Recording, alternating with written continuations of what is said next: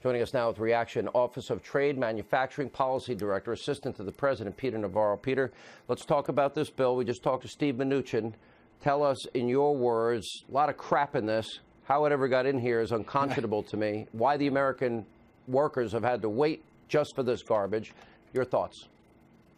Yeah, I've been watching this, Sean, with great dismay.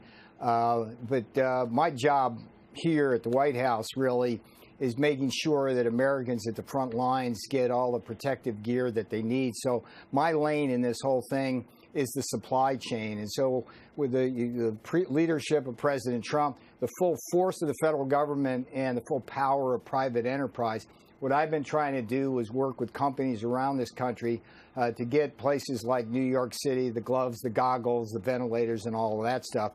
I'm focused on that. Every time I look over and see Nancy Pelosi doing stuff like she just did, it does turn my stomach, Sean, because this is the time that tries our souls, and the president does just a beautiful job.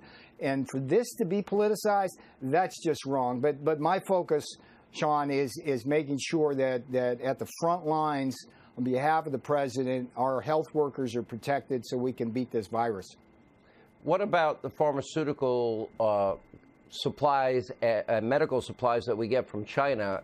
Is that going to be disrupted in any way? And how quickly can we produce these things in America? So glad you raised it. I'm working with an executive order with the president to get our supplies back, our pharmaceuticals back. We've got 20 companies, Sean, that provide us, 20 countries that provide us $120 billion worth of pharmaceuticals every year. 10 of them have already imposed export restrictions, including China. China is the worst, but there's others. What we need to do is buy American, Sean, for our pharmaceutical industry. The president's going to get that done soon. Peter Navarro, great job. Thank you so much for sharing that with us. We appreciate you being here. When we come back, clinical trials underway tonight.